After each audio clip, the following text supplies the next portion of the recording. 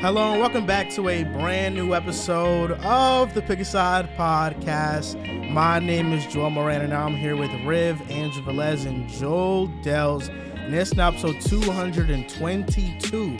In this episode, we're going to give some early NBA overreactions, talk about James Harden being back, the Lakers' struggles, grading debuts from returning players, talk about Christian McCaffrey to the 49ers, and more. A quick shout out to Riv. Yeah. Shout out to you, man. Shout out to Riv. Shout out to you, bro. Right. Did you finish your exam yesterday, man? Oh. In the live stream. You got here on time today. On time today. He just capped on your name right there. Nah, yeah, facts. I'm actually, I love the fans so much that I'm also doing a midterm right now as we speak while doing the show.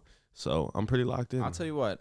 And I want to go to Blue 42, so I really have to do this. That's a new level of dedication. Yeah, so I'm locked the fuck in now. We're getting faded tonight?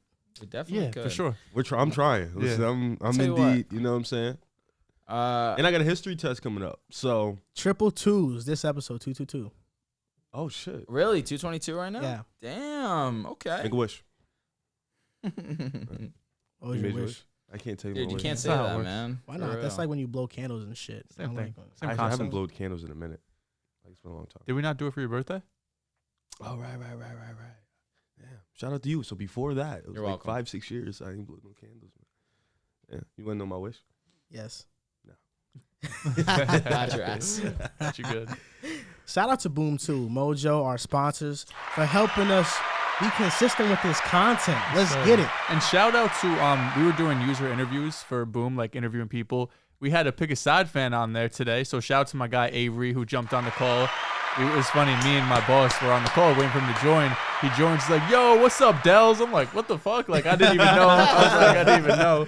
That was funny though. They saw Dehls out of his podcast Yeah. Out of his environment and shit. Hey, dude. What's up, man? It's like, "What's up, bro?" We got to plug in the promo. We kind of getting big time now, so we hitting that mainstream stride. Facts, We're going to have the QR codes for Mojo and Boom right here, so you guys can click them, download them, and supporting them, supporting us. Let's get on to this history test for Riv. I'll tell you what, Riv. I thought you were going to skate away from this one. I forgot about this. I never duck smoke. Said it's 10 questions, correct? Yeah, there's 27, but we're only going to ask you 10. If they're hard, I'll skip it. All right, bro. This one, I'll be impressed, but low-key, this is... I know this answer. All right? What is the name of the ship that brought the Pilgrims to America? Is it multiple choice? It is. All right. Oh, yeah, thank you. Yeah, okay. yeah, So the Discovery, the Speedwell, Godspeed, Mayflower. The Mayflower. There. Okay, easy. Nice. If it wasn't multiple choice, I don't know if I would have got that. I wasn't getting that shit either. What battle is considered the turning point of the American Revolution? Oh, shit. Hold on. I can name them for you, okay? okay. Battle of Fort Sumter, Uh-huh. Battle of Saratoga, Battle of Trenton, Battle of Gettysburg. Thank God, because none of them shits on there. I was going to say. Gettysburg. Wrong. Battle of Saratoga. Oh, wow. Fuck. Wouldn't have got What that. am I, 1-1? What year was the Boston Massacre? 1970, 1770, 1772, 1776, 1774. You lost me. This one's You tough, really too. lost The me. Boston Massacre? People died. You know what? Five. Multiple. A lot of, yeah. What? 5. Yeah, 5. 74. Wrong. 70. Fuck. I thought it was 74 too, if it makes you feel better. 1 for 3 so far. You're showing like Westbrook. I'm about to Much cook. better than Westbrook, being honest. Yeah, I'm about to kick up right now. Name the founding father who was the leader of the Sons of Liberty. This one, low key, is kind of easy. Samuel Adams, John Adams, Patrick Henry, John Jay. Dude, low key, come on. It's Yeah, I just definitely saw one it. of the Adams. It's one of the Adams. I know that. All right. I'm gonna go John. It was Samuel. Fuck. Damn, Doesn't bro. he have his own alcoholic beverage? He does. Samuel. Yo, this is really ridiculous. We're doing this right now. Who was the first president to live in the White House? John Adams, Thomas Jefferson, James Madison, George Washington. It wasn't George Washington. Okay, I was going to say this could be a trick question. No, it wasn't George Washington. He died. He did. Say the first three. John Adams, Thomas Jefferson, James Madison. If fuck around, it might be James Madison. And it's not. It's John Adams. Oh, we're cooked. If it makes you feel better, I'm getting a lot of these wrong in my head too. What am I, 1-5? Yeah. Congress first established Independence Day as a holiday in what year? Skip. This is some bullshit Skip. question. Skip. It won't let me skip this. I'm just gonna put a dumb answer. I'm gonna go 1870. I was right. Let's go. No. Come on. All right. Which of these three presidents died on the 4th of July? Oh my God. What kind of question is this? I got it right. Who was it? James, just guessed it here John right now. Adams, There's no Thomas chance. Jefferson, Some bullshit. James Monroe. Yeah, man, screw these stupid ass questions. To be honest with you, these are kind of hard. Like, what political party formed in 1834 from anti-Andrew I can get this Jackson right. forces? Oh yeah, Yeah. Federalist, Libertarian, Whig, Democratic, Republican. I think I know this answer. Say it again. Federalist, Libertarian, Lib. The Whig. We're done. Yeah. I feel like I can get all these right. Yeah? All right. Well, all right. I'm going to hook you up with this last one then. What act gave settlers 160 acres of land that if they agreed to live on it for 5 years? Public Lands Act, Dawes Severalty Act, Homestead Act, Land Act. Land Act. Land Act would be my guess. Homestead. Yeah. Oh, I knew it was yeah. that, bro. You'd fuck me up. I'll fuck you. Okay. All right, bro. Then you want to do one more question? Yeah. I'll be quiet. All right. Former Vice President Aaron Burr was tried for what crime in 1807? Murder, easy. fraud, tax evasion, treason. Excuse me. Fuck around, be tax evasion. It's treason for sure. Also, It was treason. Treason. It's good. Good one. Fucking traitor. Traitor bitch. All right, last one. Dead last one. Who was the Confederate president during the Civil War? Abraham Lincoln, Stonewall Jackson, Jefferson Davis, James Waddell. I know this answer. Can you name What's it the again? question? Who was the Confederate president during the Civil War? You said so the president for the Confederates. Correct. Do you know who the Confederates are? Yeah. Who are the The ones Confederates? that rebelled. The ones that were pro-slavery. South. essentially. Protecting the black people. The South. No, they were not Oh, protecting they the were black people. disowning the Those, black people. South. Got it. Bro, you know what the Confederate flag is? I forgot. I'm It's tripping. okay. It's all right. So, Listen, all man. right. Do you want to? wait. Say it again. All right. Who was the Confederate president during the Civil War? Abraham Lincoln, Jefferson Davis, James Waddell, Stonewall Jackson. Stonewall Jackson. It is Stonewall Jackson. I knew Wrong. Jefferson Oh! Davis. Fucking Stonewall clown. Jackson, I think, was the general. Damn. That's why I got it wrong also. My goodness. All right. All right. What year did the Great Depression start? You got this. 1905, 1929, 1919, 1941. This is an easy one. 1929. 2008 was the Great Recession. 1919. It is 1929. Yeah. Good stuff, Come man. on, man. I All knew right. that. That's it. We're going to go out on a W there. We also had a basketball quiz if we wanted to make ourselves feel better. But if We should do the basketball quiz. we should. The fact we opened up with a history lesson. Yo, hold on. If we put that on TikTok, they'd fucking cook us. Like, I mean, bro, I didn't Those know a questions lot were of. hard. They were. Yeah, They were- I had no clue. I had no clue what the fuck they were Bro, we asking say me. that's hard. That's like a fifth grade class. Yeah, Like, would've- we haven't learned that in so long. All right, bro. you know what? Let's go through a couple of these. All right. This 6'10 center won the MVP in back-to-back years in the early 80s with different teams. He also started a trend of going pro straight out of high school. Who was it? Moses Malone. Well, Moses Malone is an option. I do believe the answer is Moses, but it's Hakeem Olajuwon, Bill Walton, Moses Malone, Kareem Abdul-Jabbar. I'm gonna go. Yeah. No, it might Bill be. It's sounds Moses right, but or I Bill. think it is Moses. Yeah, it's one of those two. You said 6'10"? Ain't Hakeem. Yeah, no, the answer was Moses Malone. This shit, All right. boy. Although a bad boy by reputation, this undersized power forward was one of the greatest rebounders of all Dennis time. Dennis, Yeah, yeah. that's Den. Actually, he's not an option here. Oh. You said During bad his boy. career, he played for 3 different teams, not including the 2 Olympic teams he played for in the 1992 and 1996 years. His awards include 11-time All-Star, All-Star MVP in 91, and League MVP in 93. I know this answer. With options. Isn't yeah? What are the options? So it's Karl Malone, gonna say. Kevin McHale, Dominique Wilkins, Charles Barkley. Charles Barkley. It is Charles Barkley. I thought you said to play for the Detroit Pistons. No, I said he had a reputation as a bad boy. All right, we can do 2 more. This player was one of the most feared men to shoot against in the 70s. He was 7'2" and a massive afro that Mark made him Ian. look even taller. Say that one more time. Mark Ian. No. Bro, he has an afro. During I don't be listening. during his career, he recorded over 1,700 blocks with the Bulls, Spurs, and the Oh, Artis Celtics. Gilmore. Yo, bugged out. Artis Gilmore's insane. I'm not gonna lie. Artis Gilmore's insane. Yo, that's impressive as shit. No, once you said Afro, then you said the Bulls. Yeah, Artis Gilmore. All right, you know what? I'm gonna give you one more then. Which of these 4 retired guards had the most career assists? Nate Archibald, Maurice Cheeks, Lenny Wilkins, Jerry West. Nate Archibald. Yeah, has to be Nate Archibald. Shout out to Nate. Oh, it says we're all out of. So we have to answer all these questions so I can find out. And I'm not doing that. So, all right, listen, man. Shut. That was lit. Let's see if it's right then. We don't know if it's right. I'm about to submit. All right, Moses was right. Charles Barkley was right. Artis Gilmore was right. It was not Nate Archibald. It was actually Maurice Cheeks. Oh, yeah, defensive first guard, pass first guy. Yeah, for sure. Maurice Cheeks was cool. Yeah. 36% of people that took this quiz got that right, so don't feel bad, y'all.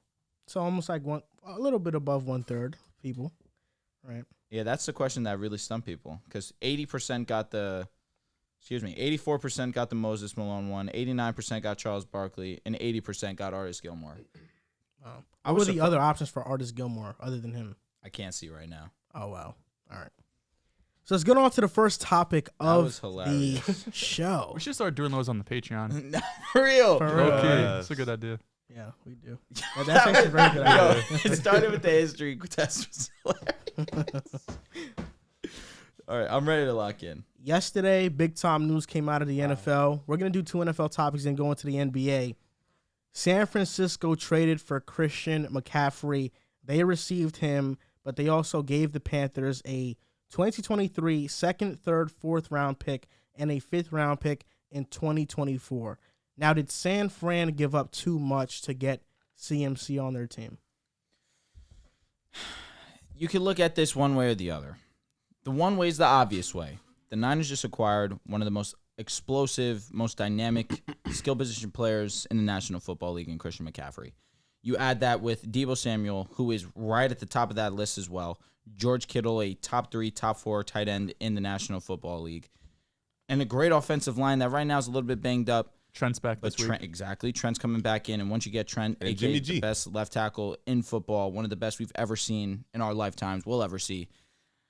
The one thing that you look at and really question is the quarterback in Jimmy G. But Jimmy G has been solid. He hasn't been bad. He hasn't been great. He's just been serviceable, which is basically the definition of Jimmy Garoppolo. And that's fine. Baby.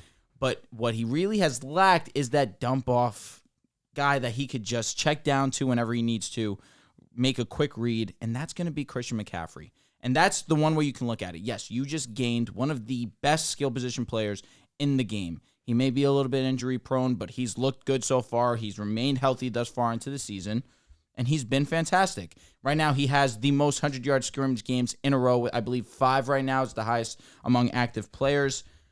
Now, you can look at this on the flip side. Christian McCaffrey is an injury-prone guy. This defense has been experiencing some injuries. Eric Armstead, your boy, Tufalangu. I don't want to. Thank you very much. Yep. Charvarius Ward's hurt. Nick Bosa was limited in practice this week, but he's most likely going to play, but he was also banged up a little bit. This defense right now is kind of banged up. And yes, when we see them healthy, they are probably the best unit in football, but that's right now your concern. Our guys are a little bit banged up. Maybe we want to use this 2nd, this 3rd, this 5th on trying to solidify those other positions. But for me, in an offense-driven league, I'm more than okay with making this move for Christian McCaffrey, especially when you've basically cycled through a plethora of running backs that no one seems to stick. Raheem Mostert was the best out of all of them, and Raheem Mostert was also injury-prone. You go through Jeff Wilson, Jeff Wilson's not that bad, but he's not anything special. Elijah Mitchell, who showed promise last season, but again, can't stay healthy, unfortunately. So San Fran decided to make a power move and trade for one of the best, arguably the best in the game when he's 100% healthy. I'm fine with this move, especially with the fact that the Niners want to solidify themselves as the best team in the NFC, and they want to go to another Super Bowl. And Christian McCaffrey gives them that potential to do so. It's a strange move for the Niners, just because Kyle Shanahan is known as the guy who, whatever running back is in that backfield is going to produce. They've taken multiple chances. Tyrion Davis-Price this past year, Trey Sermon the year before, both 3rd-round picks. Neither guy looked like Well, now obviously not going to be the guy, but even still, when they had opportunities to play, they weren't able to pan out. Trey Sermon was healthy scratched most of the year last year. Same thing with their third-round pick this year. So it caught me by surprise just because of Shanahan's system and that year after year, he's had a new leading rusher, not investing into the running back position, being able to use those draft picks in that cap space elsewhere. So I was a little surprised they used multiple day 2 picks, a 4th-round pick as well in 2023, plus a 5th in 2024. But I also understand because they haven't hit on those picks, right? They haven't had that explosive running back. You mentioned a couple of names that have been able to, have success in that backfield, but none of them have the skill set Christian McCaffrey has. There's very few guys in the league that have the skill set Christian McCaffrey has. And since Elijah Mitchell's been out, they've struggled to run the ball. Over this last month, they have one game over 90 rushing yards. I think it was 153 they went off, but the other 3 games, they were all under 90 rushing yards. They have struggled at times to move the ball, just lost to the Falcons as well. I think the Niners are really looking at this year. They know they could get to a Super Bowl with Jimmy G. They've seen it before. They've gone to the NFC Championship last game with Jimmy G. Now, we know that the variance for Jimmy G is it's low, right? We know he's not going to give you that MVP type performance, but he's probably not going to lose you a lot of games. Getting Christian McCaffrey there is just another guy that if you get the ball into his hands, special things are going to happen. The same thing with Debo, the same thing with Kittle, and to a lesser extent, Brandon Ayuk, who did have a 2-touchdown game against the Atlanta Falcons. He has his moments as well. So I think not only does this help the run game, it obviously helps them in the NFC because I'm a huge Eagles guy. I know you are too, Riv. It wouldn't shock me if the Niners are able to beat the Eagles. There's no team in the NFC that I'm looking at saying, wow, this is the clear-cut number 1 team. No matter what happens, they're going to the Super Bowl. In the AFC, I see the 2 teams with the Bills and Chiefs. I would be shocked if any other team comes out of that conference. While in the NFC, it's a little bit more open. So now they have a chance with this defense getting healthier week by week. Now bringing in Christian McCaffrey, keeping the ball safe with Jimmy Garoppolo, who hasn't turned the ball over too much so far over these last 4 or 5 weeks starting. Now things do get a little bit more interesting if we want to look at it next year once Trey Lance comes back, assuming he is the starter, because now he gets another weapon as well to let him, develop into this passing game, because having Christian McCaffrey is one of the best checkdown running backs in the game is only going to help his confidence grow. So I think this was a good move for San Francisco because these running backs they've tried to use day 2 picks on have not worked out and makes them better right now. And losing the draft picks, sure, is it going to hurt? But if you look at this team, it's not like they have a ton of holes. They could patch up the offensive line a little bit. They have talent at each position group on defense. We know the receivers are stacked. We know tight end is stacked. And quarterback is a bit of a question mark with Lance coming off of this season-ending injury.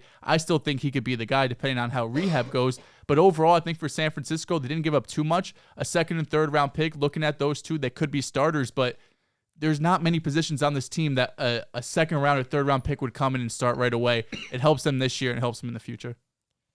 I actually think that 2 things can be true at once. I think this was a good move for San Fran. He definitely helps their offense. It's more explosive now. You now have Christian McCaffrey, the best receiving back in the NFL, and now Debo, the best wide back in the NFL on the same team. That's going to give them a lot of different personnel groupings they can play around with, and that's going to make it tougher on defenses to try to adjust and know what they have to make up for on defense. But the Panthers won this trade. The draft capital they got, 2nd round pick, 3rd round pick, 4th round pick, 5th round pick, for a guy in CMC who he's not in their long-term vision. Running backs start to decline at CMC's age. He has an $11 million cap hit next season. And for the next 2 years on top of that, CMC was a good move for the Niners. But the draft capital does matter, and this is a dangerous way to build your team. We're seeing the Rams right now look bad because of how they built their team, giving up draft picks for Von Miller, giving up draft picks for Jalen Ramsey, giving up draft picks for Matthew Stafford. It paid off for them in the end because they won a Super Bowl, but now their roster lacks depth. They don't have enough good players. When you have a couple injuries, you're very top-heavy. You don't have much depth. This is no guaranteeing. A running back does not guarantee you a Super Bowl. It's different for the Rams. It was an edge rusher. Von Miller, edge rusher versus running back, 2 very different things. I am a firm believer that the running game is a product of the offensive line. And Christian McCaffrey, can he make a couple guys miss? Of course. But ultimately, the offensive line has to be solid for Christian McCaffrey to be fully maximized. And while I do trust Kyle Shanahan's scheme, this is the best running back he's coached in his career. And CMC wanted to come back to the Bay. He wanted to come back to the West Coast. He's a Stanford guy. look at these draft picks. The Niners give up a second, third, fourth, and fifth round picks for CMC.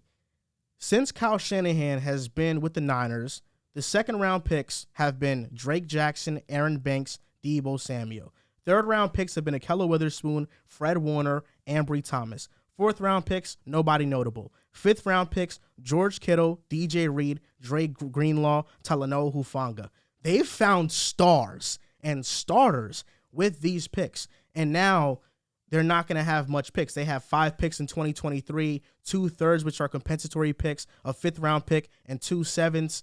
If they don't find an impact player, and now these contracts for their other big-time players are now up, and they don't have the money to pay them, we're now seeing the Niners roster look much different because they're not able to fulfill these holes with draft picks like they have been in the past. Right now, their offensive line is much worse because they have not been able to draft quality offensive linemen since the Laken Tomlinson, since he departed, Alex Mack retiring.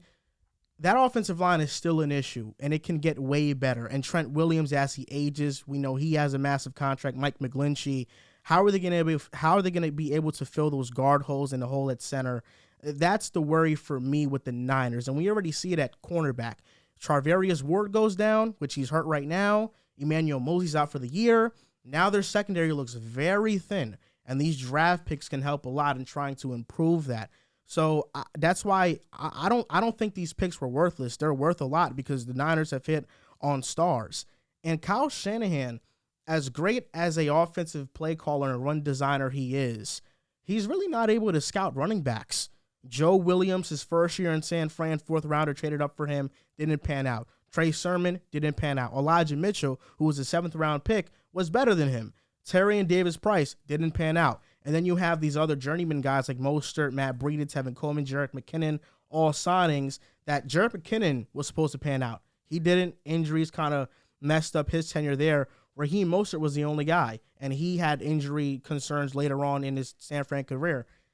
The Niners either have not hit on these running backs or they're injury prone, and CMC is an injury prone running back. It's as simple as that. He's played 10 games of 33 in 2020 and 2021. This year, he's been fairly healthy. On paper, this looks great. CMC, Juszczyk, Deebo, Ayuk, Kittle, all versatile guys. But if CMC gets hurt, which is likely, this looks very bad on the Niners, and especially with that cap hit skyrocketing next year. Real quick before you go, Riv, the only thing I would say is the Niners have their share of misses too, right? You looked at all the guys they hit on, but they hit drafted more times on. They hit more times on those. They've drafted Dante Pettis, Jalen Hurd, 2 of the running backs. Sure, of course, like those guys they've gotten, some of them are superstars like Fred Warner.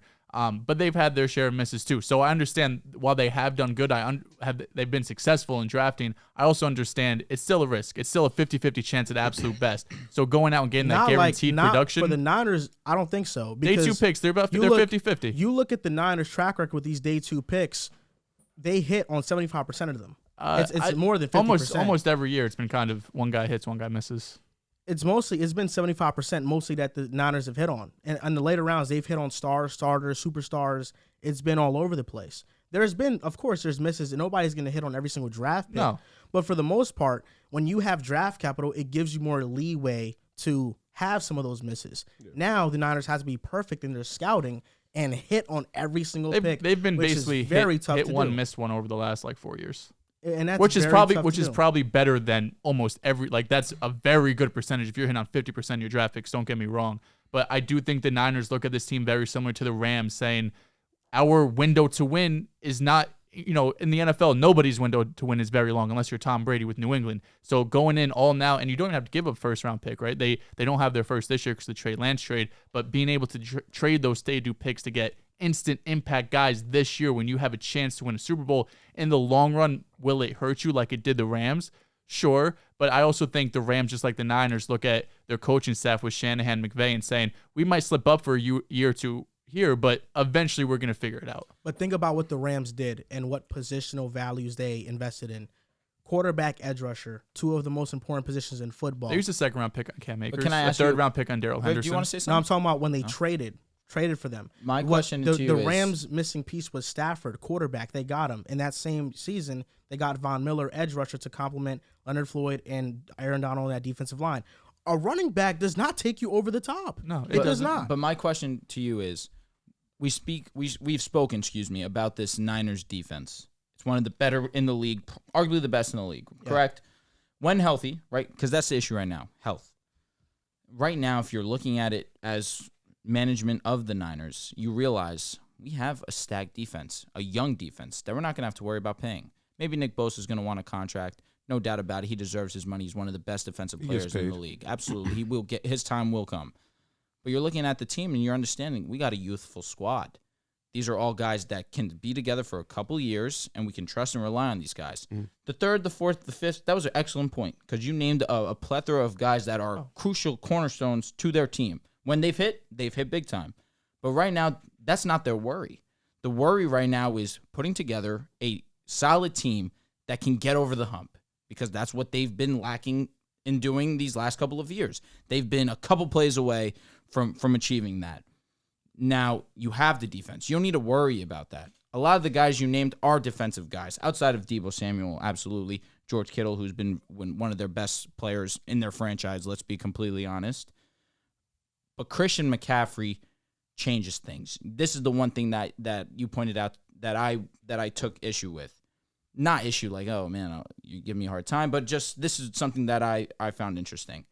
Carolina's offensive line's terrible. It's not really good at all. And McCaffrey's still able to find success in more ways than one, whether it be rushing. We've seen him rush for 100 yards this season, whether it be passing. Like you mentioned, he's the best receiving back in the game. In San Fran, who does have a better offensive line, when Trent Williams is playing, there's no doubt in my mind Christian McCaffrey's going to be effective. The biggest point that you made is that he's injury prone. It's possible that he can get injured, and that's the risk that you take. But he's 26 years old. He's playing lights out football right now. You take that gamble. You have the defense already. That's not a concern for you right now, this season at least. You make the power move for one of the best all-around skill position players in the game, and you see if it can change the landscape of whether we're a Super Bowl team or not. You also get out of his contract anytime. He has no dead money after this year. They'll restructure him for sure. So yeah, they will. It's just a cap hit. And also, they weren't as dramatic as the Rams, who traded first, second round pick year after year after year. 2 firsts for Jalen. It was 2 firsts for Stafford. And a second for Vaughn. Yeah, but the difference is that the Niners already made a big-time trade like that when they traded up for Trey Lance. That's true. And that right now looks like it might have been a big-time flop. So well, if Jimmy G can get the job done, then for sure. you eat that. But you already traded a lot of capital for Lance. Now you're going in for a running back. McCaffrey will be great in San Fran.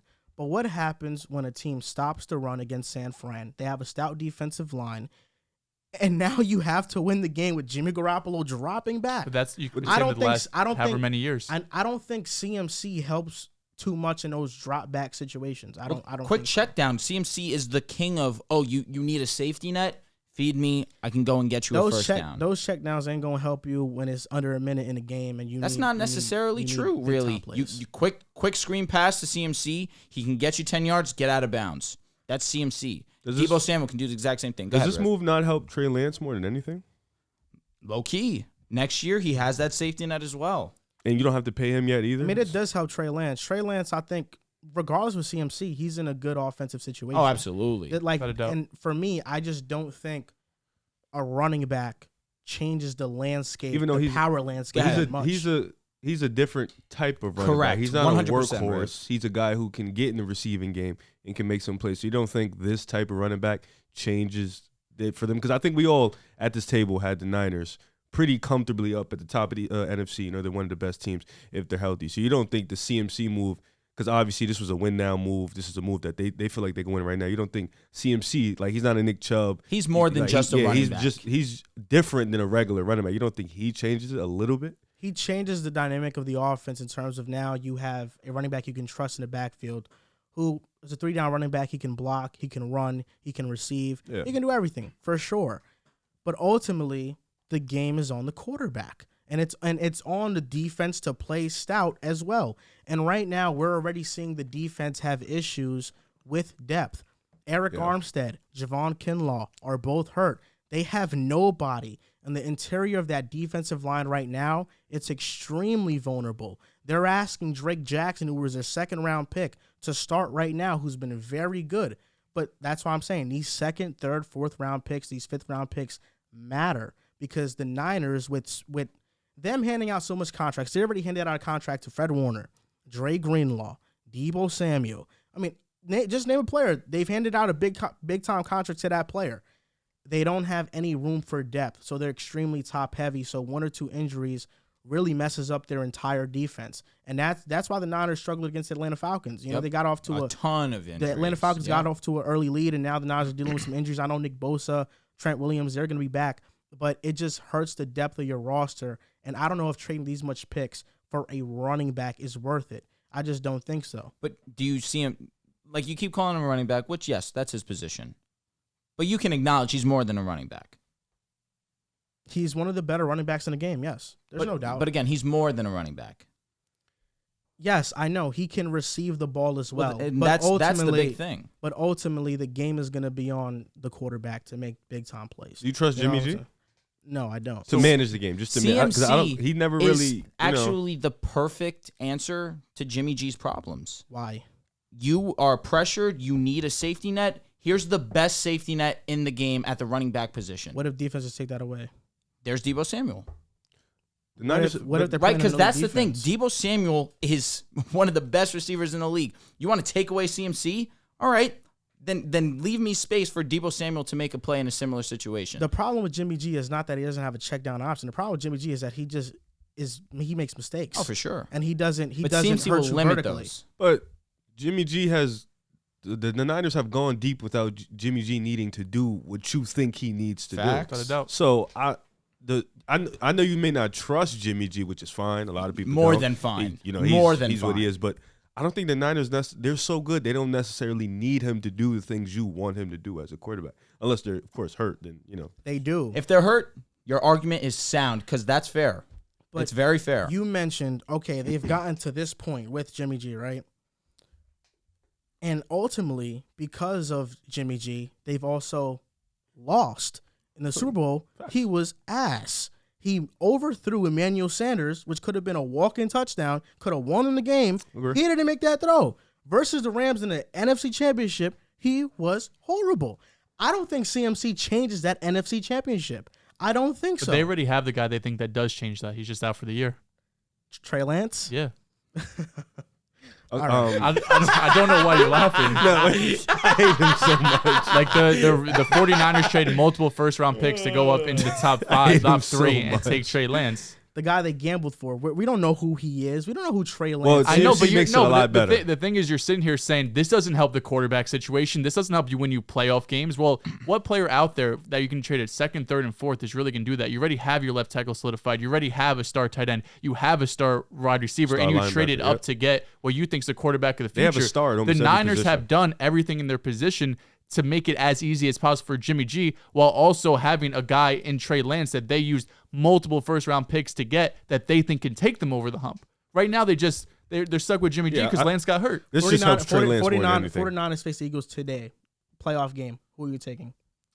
I'm still taking the Eagles right now. So CMC doesn't take them over the top. But it wouldn't surprise me if the toss-up game. You taking the Eagles, right? Yeah, it's okay. but it's a good game. Toss-up game. I hear what he's saying. Ultimately, I'm sure we would all take the Eagles. But there's no way you can't give. Well, I don't know if I'd take the Eagles. All right, so then what's the point here? Well, I've been said since the beginning of the season, I think the 49ers are contenders. I think they are contenders. They are contenders.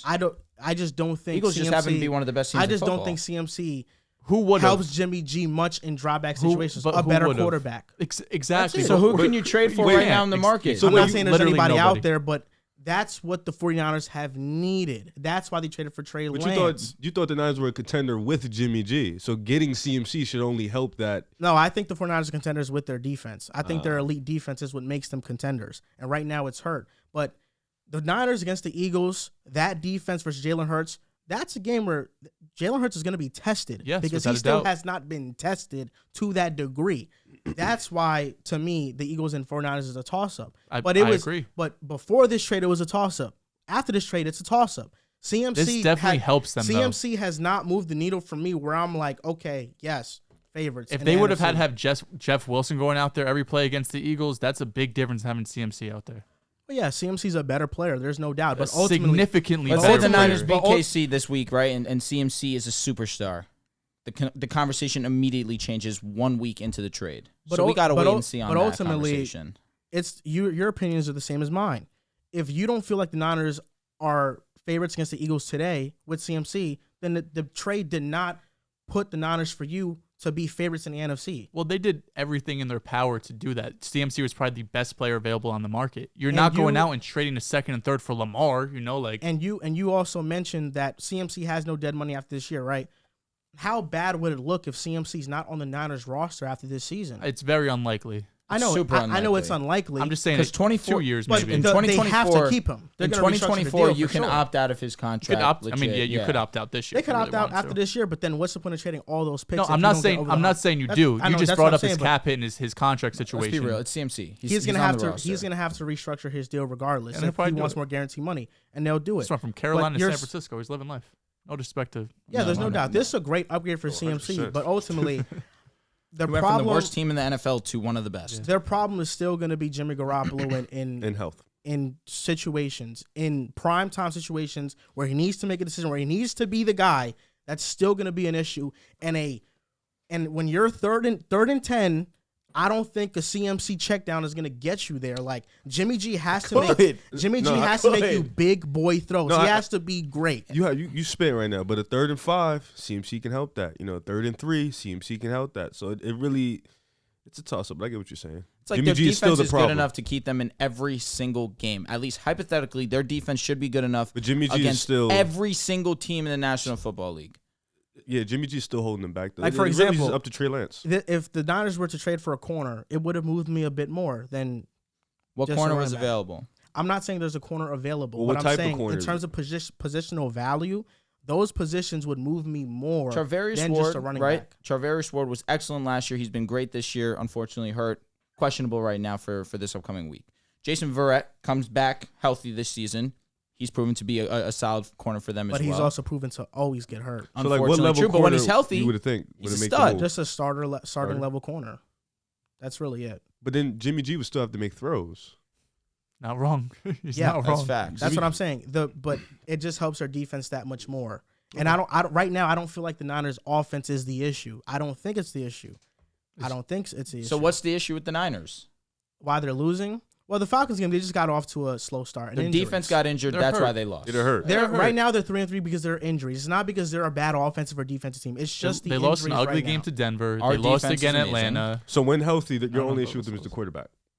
Yep. And if he can not because I was going to say, if you're saying that your problem with them is not the offense. Yeah, it's probably just the QB. Because when you're playing from behind and you're not able to run the ball as you can and manage the game. Now we're getting to some facts. It's the same thing. That's what a drop back situation is. When you have to drop back and you have to make plays. If the Niners are playing from behind and they cannot manage the game and run the ball all the damn time, then the worry for the Niners is still the same for me. I don't disagree, but that defense should keep them within 10 points of every game, where they shouldn't be down 20 at any time. You know what I mean? Like, of course, they're going to have those games, but especially in the playoffs when they're really locked in, they're going to be close every time where they don't have to rely on Jimmy G to throw it 35 times a game. Multiple games in the playoffs. Yeah, for sure. They should be all right, regardless of anything. It's really just going to be up to Trey Lance. Dallas, against Green Bay. I mean, the NFC's wide open right now. Green Bay twice, let's be honest. It's probably like 3 teams. In NFC? NFC? Yeah. 3, maybe 4. It's the Eagles, it's the Niners, it's the Bucks. If you want to throw some respect on the Vikings, but that's a TBD, and then Dallas for sure. Yeah. But even still, I feel like those top 3. I'm going to be honest. I feel like Niners, Bucks, Eagles, there's a little gap. Yeah, that's Dallas fair. Can beat the Eagles. Yeah. All the teams at the top of the NFC, there's a major weakness with them, and there's weakness that be exposed. Outside of the Eagles, because they have a stacked roster. They got no weakness. But it's Jalen Hurts hasn't been tested yet. That's the main fact. Thing. He looked pretty good against Dallas. Yeah. I'm not hating on Jalen. I think Jalen's him. I'm done with that narrative. He looked pretty solid against Dallas. That offense is just that offense is really hard to stop when you have a mobile quarterback. When you have to worry about giving the ball to Miles Sanders, is Jalen going to keep it? Is it a play action? I actually didn't like that Dallas game. What do you mean? In the third quarter, we was running the ball too much. Third quarter, you guys got a little conservative. Yeah, because I wanted him to let that shit fly. Devonta's been a dog. AJ's been a dog. With Philadelphia, Jalen Hurts hasn't been tested enough. With Dallas, it's the lack of offense. The offensive line can get exposed. With the Niners, it's Jimmy Garoppolo. With the Bucks, I just think it's their injuries. And their offensive line also is not very good. No, it's been If injured. Tom Brady, if they go up against a good offensive line, it's going to get ugly. Yeah. The Rams are just a mess. And the Rams were in on CMC too, and I don't know why. The Rams that does not change anything. It's just CMC. When you're that type player, everybody's the checkdowns. People love him. It's the fact. Honestly, CMC goes to the Rams and nothing changes from no, of course not. But just that type of player. They have way too many issues. Oh shit, the pressure's hitting. They're CMC. They have way too many other issues for that. I don't see this fly. No, I don't. Oh yeah, now I do. I did see the fly. Did, right? I just ignore it though. I'm sorry, he's all in my face. Oh, did you get it? Nope. CMC got traded, and Elijiah Moore is a player who requested a trade. He doesn't want to be on the New York Jets anymore. And Joel, you were talking about this, and you told me that your team Elijiah Moore, you like Elijiah Moore a lot. You understood the request. You told me that the Jets, you just don't like how they've been using him. So give me your thoughts on it, because I know you've been very critical of the Jets. I believe the complete opposite of what my co-host Joel Moran is saying. First off, if this is all it is, because we don't at least think we know the whole story. If it truly just is production with Elijiah Moore, that's all we're talking about here. There's no issue with Robert Saleh, with Zach. He doesn't like New York. If we're just talking about production on the field, it is a selfish move by Elijiah Moore. He has come out multiple times and said, earlier in the season and last season, all he cares about is winning. He even said, I don't care if I have 0 targets, 0 catches, 0 yards. If we're winning, that's all I care about. The first 3 weeks of the season, we had Joe Flacco. We played some tough teams. We played Baltimore, Cincinnati, Cleveland, all teams that were pretty tough where we had to pass the ball, right? Joe Flacco, we were leading the league in attempts. Joe Flacco, 40, 50, sometimes 60 passing attempts per game. So Elijiah Moore was getting 6, 7, 8, 9 targets per game, so he was happy then. Now Zach Wilson comes back in. We're a bit more conservative. We're also playing teams that aren't as great. We're playing Pittsburgh, where the fourth quarter Zach was great. The first 3 quarters he was not. We're playing the Dolphins with the backup quarterback. And then last week we're playing the Packers, who was probably our toughest test out of those 3. But we see the Packers right now. They're not a great football team. Offensively and defensively, they've been disappointing. So for Elijiah Moore to come out and request a trade after the Jets have just won 3 games in a row, they're 4-2. Everyone's looking at them as legit wild card contenders. We see the culture of this team. We see all of the rookies getting together, how much they enjoy each other's presence, how much they say how good they are, how they support each other, how they uplift everybody. And you have Zach Wilson also coming out in press conference saying, I've talked to Elijiah, how much we care about him, how much we love him, how we need him on this team. How Saleh has come out and said he's an important piece. We have no intention of trading him. We want him here. We want him to be a New York Jet. And even Joe Douglas has said he's not getting traded. Now, I do understand Joe Douglas has said that about Jamal Adams, but Seattle came with 2 first-round picks. I don't care who it is. They were going to be trading Jamal Adams for 2 first-round picks. I don't think Elijiah Moore gets traded. I don't think there's any situation where you would want to trade Elijiah Moore, who is just a second-round pick, a high second-round pick, who showed flashes last year as a rookie, where he put up multiple 100-yard games with backup quarterbacks, with guys like Josh Johnson, with guys like Mike White, with guys like Joe Flacco, and he even had really good connection with Zach Wilson last season. This year, they haven't been able to get on the same page. Zach has also only played 3 games where Elijiah Moore had 4 targets, and 0 targets. So I don't like the timing of this for Elijiah Moore. If we were losing, that's one thing. We're 4-2 right now. We're a run-first team that's playing phenomenal defense, and we have a legit chance to make the playoffs for the first time in over 10 years. So I don't like the fact that Elijiah Moore is coming out now and saying this. I think he should really galvanize with the team, be a team guy. Hey, I'm struggling for the last 3 weeks, but guess what? We won 3 games in a row. It's not like Corey Davis or Garrett Wilson has done anything these last 3 weeks. Corey Davis led the team with 50 yards receiving against the Packers. It's not like other guys are eating. The only person who's eating on this offense right now is Breece Hall. He's been dominant over this last month when he's really taken over the reins as RB1. So I think right now for Elijiah Moore, he just has to have some patience. If he trusts in Zach Wilson, I think he just has to just wait a little bit. Let Zach get his feet under him until we really light up this offense, until we open up this offense. Because right now, with the way Breece and the defense is playing, there's no need for Zach to drop back 40 times. I think Zach is the future of this team. I think he's the franchise quarterback. But right now, the way this team is constructed and the way we are executing, there's no need to put the ball in harm's way by making him have 40 attempts. Before you go, quick question. Dehls, how would you go about fixing it? If I was who? Robert Saleh? Yes. How would you go about fixing this? Because it sounds like you said it was wrong timing. You said you're winning, so you would like to keep the pace and the flow of the offense, so nothing would change in your eyes. So how would you go about fixing it? Well, first of all, they said this is very uncommon for Elijiah Moore. This is not someone pre-draft last year, in any part of the way that he was looked at as selfish or someone who would have this type of outburst. So I don't want to, assume there's other things going on in his life. But if I'm Saleh, I'm sitting him down, I'm getting with the offense, whether it's Zach Wilson or if it's LaFleur, whoever it might be, and seeing how we could figure this out. I don't have the answer to it, right? I think Saleh has done a very good job managing personalities. We really haven't had any issues. He's only been there for 2 years. This is year 2 with Robert Saleh, so it's not like he's had a ton of, issues so far, thankfully.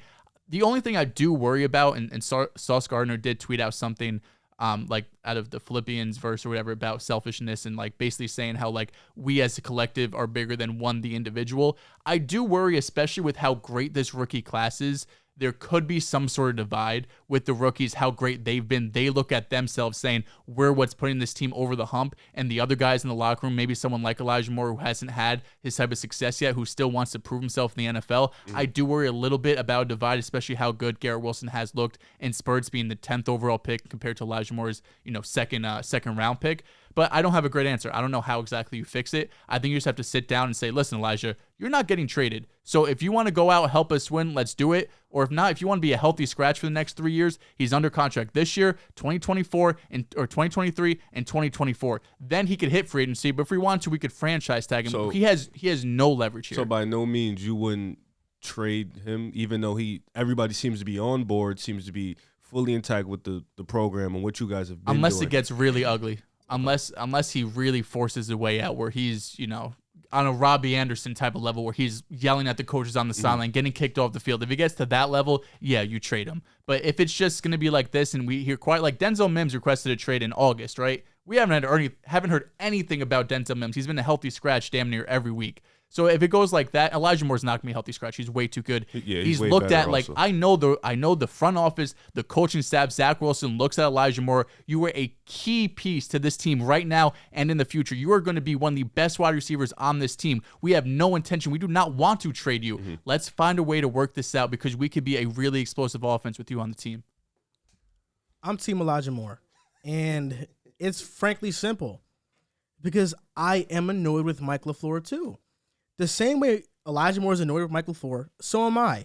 There was a video that surfaced of Elijiah Moore dropping his helmet, AVT picking it up and giving it back to him and telling him, we don't do that, E.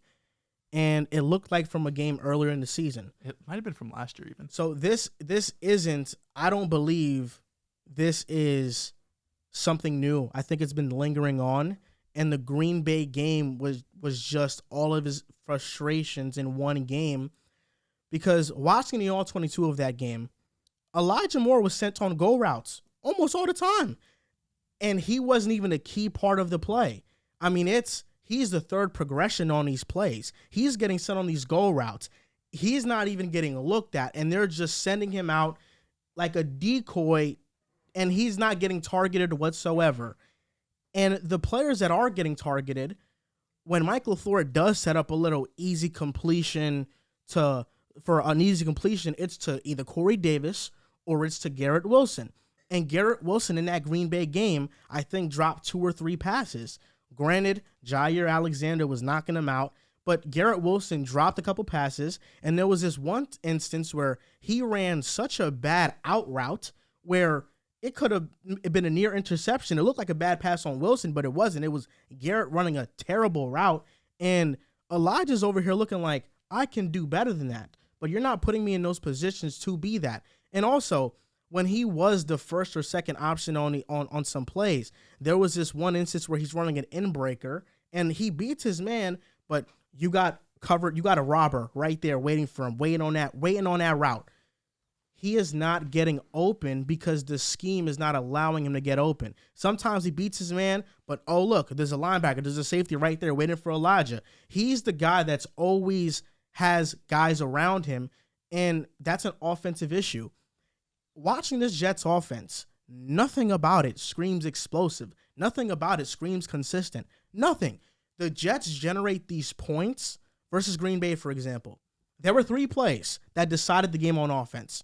The Zach Wilson to Corey Davis play, the Braxton Berrios jet sweep, and the Breece Hall touchdown. That's it. Outside of those plays, nothing was able to get generated offensively. The Jets receivers were blanketed. There were some instances where Zach Wilson was a half second late, maybe on a rub route concept, and he just really didn't trust it that much. But for the most part, nothing was really schemed up well, and Packers secondary locked up these Jets receivers, and Elijiah Moore is just hoping to get open on some of these concepts, and I think Mike LaFleur is doing a terrible job. Versus the Steelers, we weren't able to consistently move the offense. Versus the Dolphins, although we had a lot of points, it was really only a couple of these splash plays here and there that got a drive going. The Zach Wilson wheel route throw to Breece Hall, the Breece Hall big-time run. For the most part, the Jets have not been able to consistently generate offense, go on these 9 to 10 play drives that everything just looks like it's going, like it's clicking. The Giants, I see Brian Dable do that week in and week out. They always have a couple drives where I'm like, wow, that was an excellent drive. Daniel Jones is decisive. These guys are getting open, and their receivers are not as good as the Jets receivers. But for some reason, Mike LaFleur, these defensive coordinators are literally prepared for every single concept that he calls. I was taken aback. Against the Packers, nothing was open. Nothing was open. It's like they prepared for every single play Mike LaFleur was going to call. They had him figured out. And I feel like Mike LaFleur, that's the reason why Elijiah Moore is frustrated. Because Mike LaFleur has a bland, generic offense, and they have no rhythm. That's why I understand his frustrations, because me watching the same game, I'm frustrated as well. And if we had a different play caller, we would see this defense be elite, but this offense have such an explosion that we're actually talking about the Jets as we might not just be a little bubble team. We might be serious, because the way the Jets are playing is not sustainable. When we're going to see Denver this Sunday, it's going to be a big-time test because their secondary are Pat Surtain, Justin Simmons, K'Wan Williams. I mean, they get after it. And we're going to see how Mike LaFleur plays against them. We got the Bills coming up. We got the Patriots coming up. If we were getting locked up by Green Bay, we were getting locked up by Miami for the most part. It wasn't an easy offensive day, at least passing-wise. If we're not able to pass the ball against these teams and they stop the run just somewhat and limit these little gimmicky, gadgety, fuckery plays, what the fuck are we going to do on offense? And that's what I have frustrations with. We don't generate offense unless it's some gimmicky play. And that's what I'm frustrated with. And usually those gimmicky plays, Elijiah Moore is not the beneficiary of them.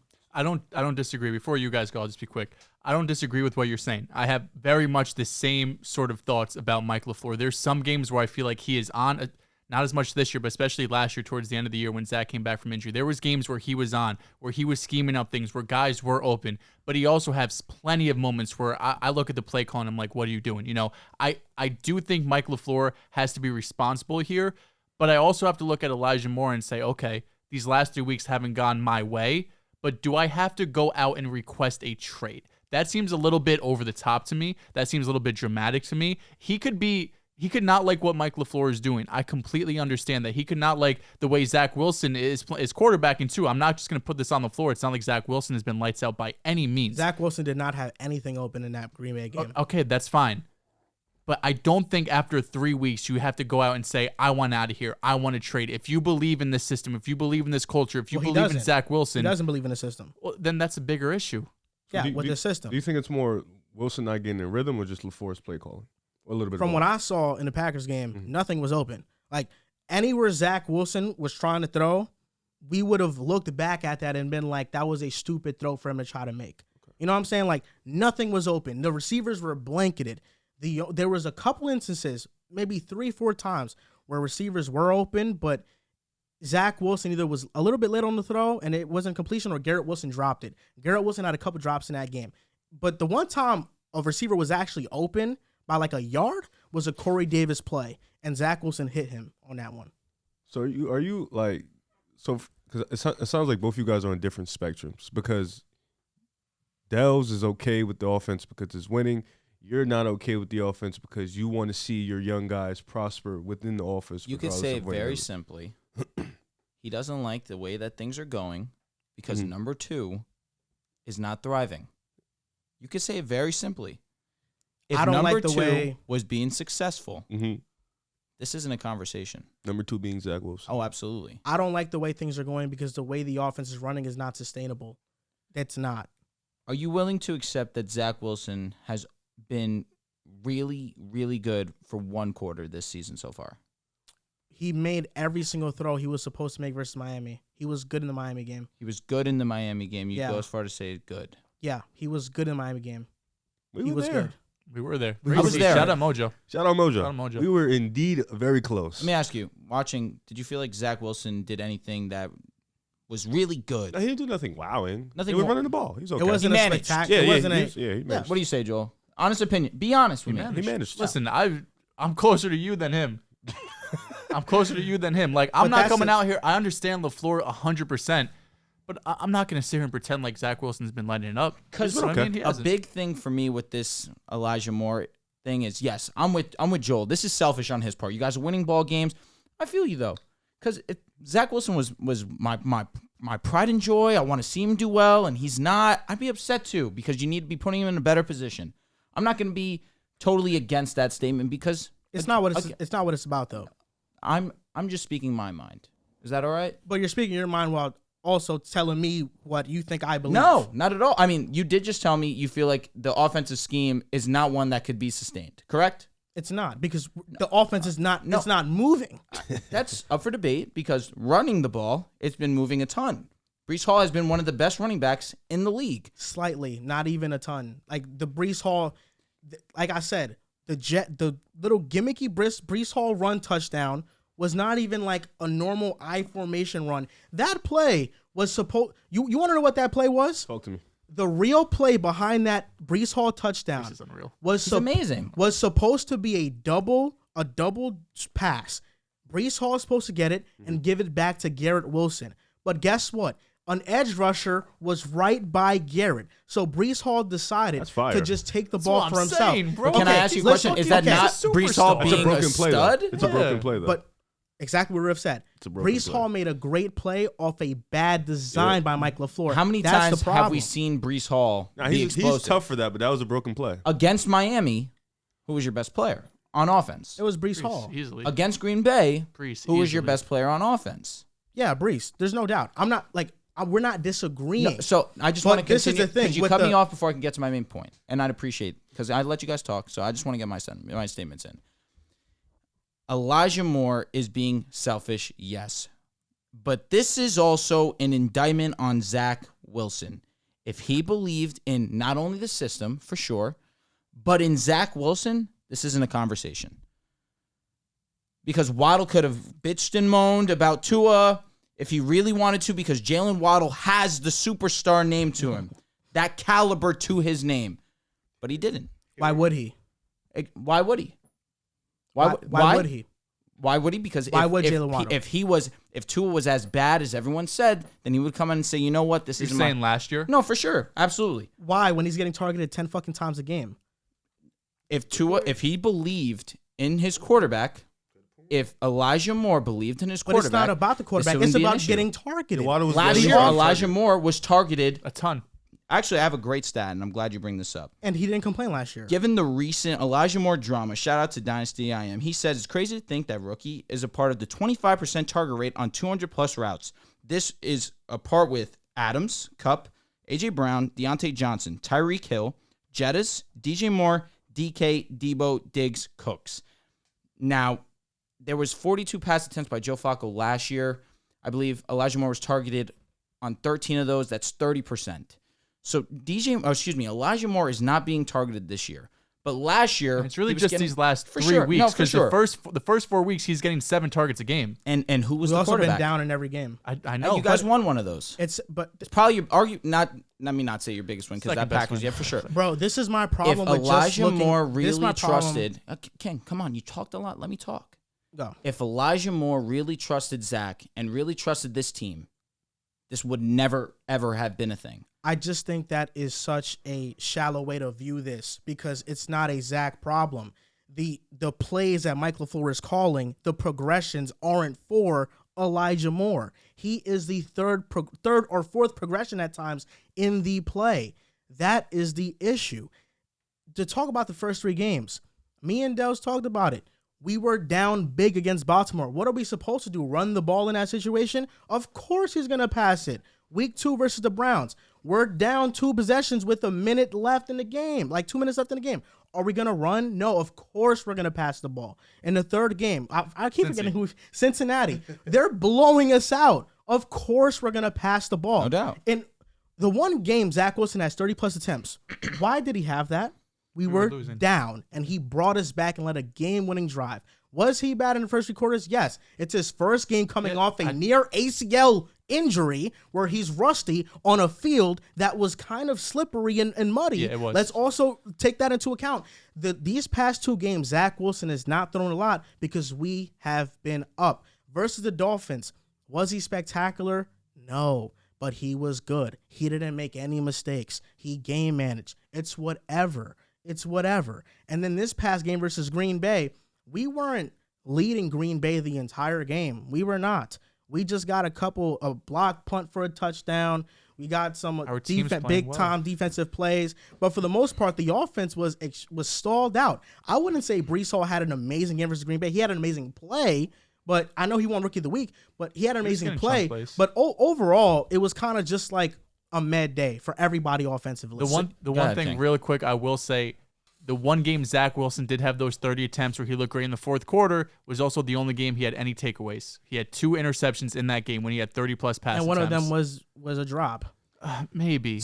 But that was such borderline. Like, Tyler Conklin is wide open 7 yards down the field. Zach's got to put it on him. I'm sorry, you can't have to go jump up to get that ball. No doubt. It's not the most accurate pass, but it's also a catchable pass. Yes, but you got to put him on it. Bro, and also the second interception, let's also talk about the play before. I know. He hit Corey Davis a dime down the sideline, and he didn't keep his feet in bounds. I know, but that doesn't take away the interception. That doesn't negate it. That doesn't negate a bad decision. There's no doubt.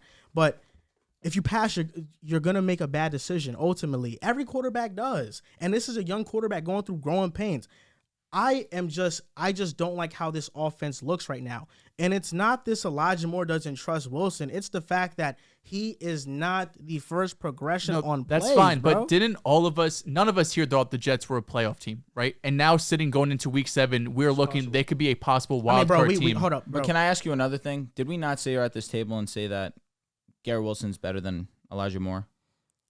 I don't know. And that's not the only He's been dropping a lot of passes. Is it okay that this team can figure it out and win? We didn't think they had a chance to make the playoffs. Now we're looking, they have a chance. That's not. They could. Why can't we figure it out while we're winning? Bro, we dead said in the offseason they're going to be in the hunt. We dead said that. We said at the end of the year, I hope to see us in the hunt. There's no way in hell you guys thought you would be the third. We did not have us at 4-2 going into week 7. I remember Dehls clearly saying, "I just want us to fight." I don't remember him saying that. At the end of the year, I said, "I just want to be in the hunt." When they showed the playoff picture, I want to see in the hunt Jets. That was my expectation. Maybe you, not me.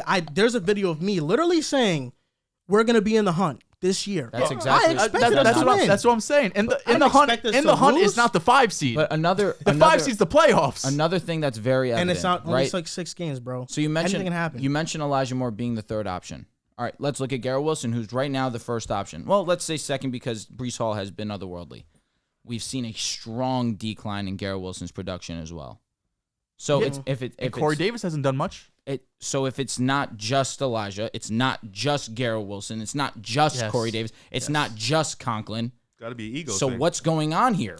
Garrett was targeted more times. He dropped 2 passes, and the other times he was targeted, he ran horrible routes. So Corey Davis, right? But there's other games where Garrett was out targeting Wilson. Like it's not like it's been 6 weeks of Elijiah Moore being the last option on the team. He has had games of 9 targets, 7 targets, 6 targets. Also, it's crazy because Elijiah Moore actually has more targets than every receiver on the Baltimore Ravens. So, right, you just think about it like this. They've been hurt. I say they're wide receiver Fair 1. enough. Bateman's been hurt, and Devin Duvernay's You're still getting wide opportunities, and you're still complaining also is another thing. And he's, like 4 targets away from being the most targeted on the team? No, for sure. I think he has, I can check right now. He has 29. Garrett Wilson has 48. Corey Davis has 33.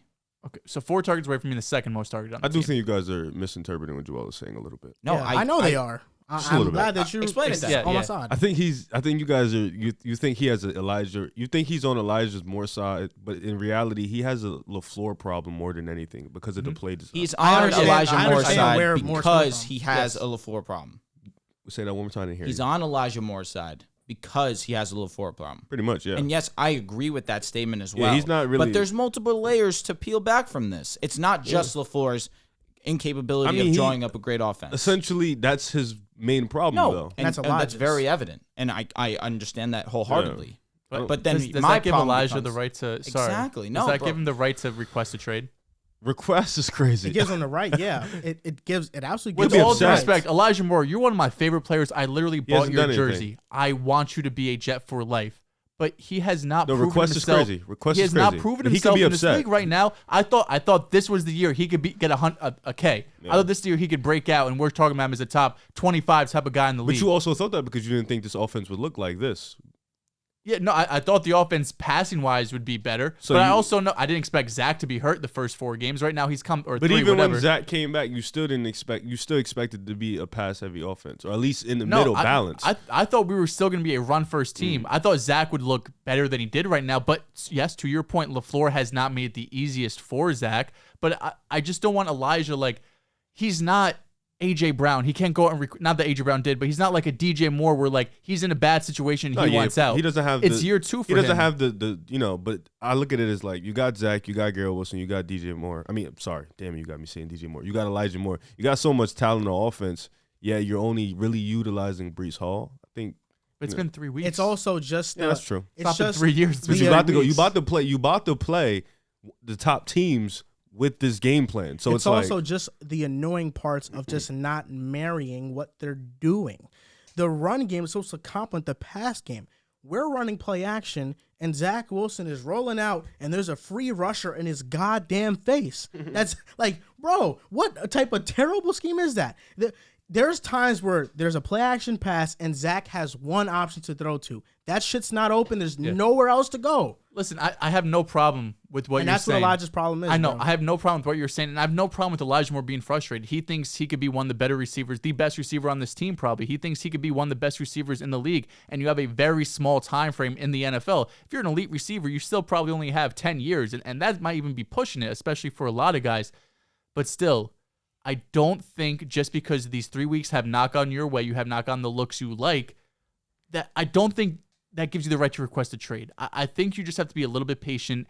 And even if it's not, it's not going how he wants it to go, just have faith that we're winning games. We're going to be in playoff contention. Zach is going to be progressing week after week after week, and hopefully LaFleur gets it fixed. But I would like him to figure that out internally. I don't want him going to Rich Cimini, to Ian Rappaport, whoever it was, to say, you know what? Nah, I'm requesting a trade. Put this out there. You got to put pressure on your coordinator. But man. that's not a good look for this Jets team that's been building culture. This is a young Jets team that this entire year, this entire offseason is about building culture. How many times have Joe Douglas and Robert Saleh said, we want guys who love football, who are passionate, who are about the team first? That's all this Jets team has been since Joe Douglas has got here, since Robert Saleh has gotten here. And now Elijiah Moore comes in and he wants to put pressure on the floor. That's fine. Do that internally, because now you're putting this out into the media. Now it's the same old Jets. Everything's going right. We're 4-2. We're a playoff team. Now there's disgruntled receiver. Now there's a guy who wants out. All of a sudden, it becomes an issue in the locker room when it should never leave the locker room. That should be handled in-house. I don't disagree, but this can also be what pushes Michael Ford to be better.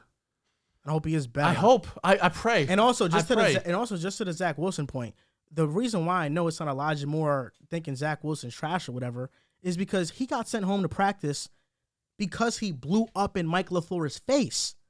He got into an argument with LaFleur on practice, and Robert Saleh sent him home. That same day, he requested a trade. So it's obviously not Zach. It's Mike LaFleur. He has a direct issue with. I just wish. I mean, I'm sure he has plenty of friends on the team. I just wish there was someone there to be like, "Yo, let's obviously figure this not out." Sauce. Should be the I QB. know. Zach said all the right things in the press conference.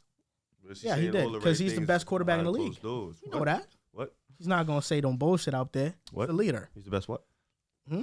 What'd you say? Said, You heard me. Not in here. You heard me. Best quarterback. I hope it gets figured out. Yo, man, he's not 'cause- better than Jalen Hurts right now. Fact.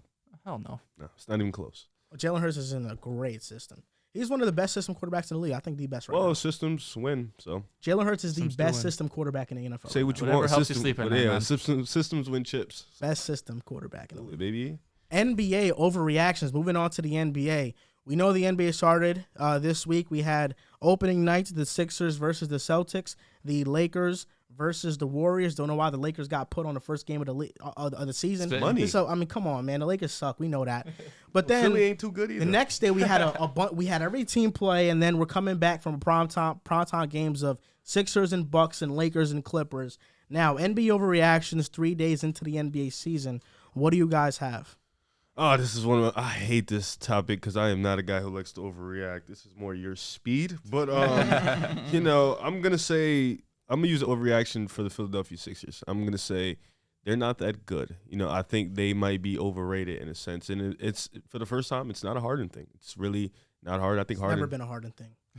Okay. It's never been a Harden thing. Harden's looked amazing. He's done everything as advertised. It's still early, but he looks really good. The offense is there. Shooting a lot of mid-rangers, which is mid-range shots. Great. Excuse me. Love it. Tobias Harris has looked solid in his 2 games. PJ Tucker has looked as advertised for the Sixers, but it's been an Embiid thing. He doesn't look locked in, especially on the defensive end. I think that's where we've always known Embiid to be a two-way center, a guy who can give you 28 and 12 while being an elite rim protector, a great one-on-one defender. He doesn't look like that on the defensive end. He's getting cooked in pick and rolls. Brook Lopez was giving him fits the other night. Offensively, he just doesn't look engaged. He looks like he's sad all the time on the court. The emotion, you could tell in his face, he's not involved in the game. And which sucks because these last 2 games, James Harden has given you everything that he can give you, and you would expect Harden and Embiid, that dynamic duo, to continue to give you that because they need both of them at their apex. They need them at their best to win a championship. So right now, we thought coming into this year, it might be Harden that holds them back, but it's possible it could be Embiid holding him back. And for me, like I've told you guys before, this is the last year for me. For Embiid, he's one of the only guys in the top 10 that hasn't made an Eastern Conference Finals or Western Conference Finals. He hasn't got past the second round. He needs to do it this year. He has the team. I'll give him the passes because he had injuries and all this other stuff, but this is the year he has to do it, and he's not starting off the year too good. You've played the Bucks, you played the Celtics, 2 teams that you're going to have to see eventually down the road, and you haven't looked good. Real quick, just to add on, I think one of the biggest things that stood out was that last possession where he's one-on-one Brook Lopez. He is alone over there, and he tries to skip pass across the court. I think Maxi's in the corner. It gets that stands out to me because Embiid, you're back-to-back top 2 in MVP voting. You just attack Brook. Not to mention that play, I would have much rather liked to see Harden just go. You've had the hot hand all game. Embiid has not got it going. I don't care if this is his team. Sometimes you got to be that guy and take over, and that should have been Harden's moment. He should have took over in that fourth, which he was doing. The one play you're talking about specifically is, yes, he does have Brook, but then you see Giannis creeping. And he definitely saw Giannis creeping, and it definitely scared him, and he tried to make the skip pass. At least wait until Giannis. I'm with you. He's coming from an injury, though. Who? Embiid. He didn't have the offseason to train and stuff. There we go. No, he did. Doc Rivers. No, I agree with. I'm just saying it's another moment. It's always an injury. That's the lone overreaction. I'm cool with it. He only said 1 or 2. Okay, all right, facts. Which is 5. No. I only had 2. That's why I was wondering if you had. I have 2, which is why I was wondering if you had a second. What's your 2? All right, they're both based off the New Orleans Pelicans.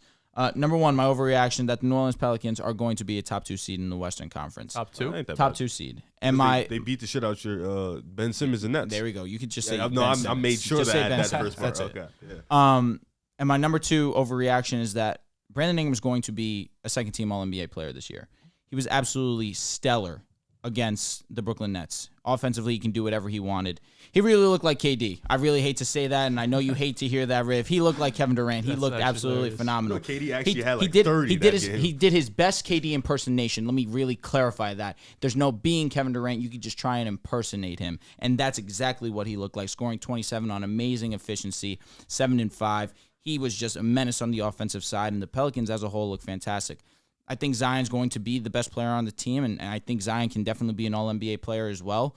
But if you're going to be at the top of the Western Conference, which I do believe that they can be, I think Brandon Ingram definitely can throw himself into that conversation with the All-NBA guys. I also had the Pelicans as I didn't have top 2. I had top 4 lock. My 2 are going to be 1, Jaylen Brown All-NBA season. This is the year he gets it. 2 All-NBA players for Boston. Throw some respect on his name, man. You've always been sleeping. He dropped 35 Wake up. First game of the season. I think this is his year that he gets into All-NBA. Is he classified as a guard or a forward? That's what's going to really move me. Guard? He's not fucking getting it. All-NBA. All-NBA second team. I don't know. As a guard. That's All-NBA. All-NBA. That's why I asked. Is he a guard or a forward? All-NBA period. Not over Jalen Brunson. Okay. Oh, he's like that. I know. He's like that. He had Jalen Brunson was clutch in the fourth quarter for them, bro.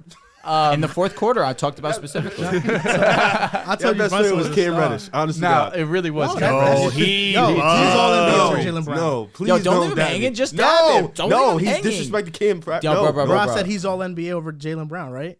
Nah, I ain't going that far. I ain't going that far. My other ones was messed up. One's about the kid. Lakers. They're not even a playoff team. Maybe they get into the play-in. I don't think you win a play-in game, honestly. Thank you. They can't shoot. I didn't think they were that bad. They can't. Last they night. look. See, no, First night, don't talk yeah, about I him. thought Don't they were talk fucking about him bad. because you last three night, years I didn't think they were ago, that bad. I don't believe. last night they were borderline great if we not could good hit if a they were jumper. borderline. Yeah, They were but, borderline great but last night. that's That's not that's good. the issue. You I guys know. you guys don't have the Chill, our players to defense was eventually of the hit world. jumpers. I'm thinking. I don't know. I don't see with the Lakers and the Nets aren't true contenders. They're not getting past the second round. They got beat by 40. I know they're not. They're not getting All past right, the second this round. is a true overreaction because this is no This is Joe what it Harris, is. no Seth This is what Curry. it I'm is. cool with That's it. fine. I'm cool with it. That's fine. Get fucking Joe Harris. I'm gonna be with honest, Seth Joe Curry. Harris Throw is- some respect on Joe. Joe Harris and Celtics wasn't changing 40 no, points no, of no, getting no, your no, ass no, whipped. no, They no might way. have scored, 25, 30 together. No, It would have turned for it, sure. into But 10 it's a points. whole season of having them come Oh, back, no, getting it's adjusted first to week. the That's true why it's lineups. called first week. But I'm cool with the overreaction. Yeah, hey. See what this guy has.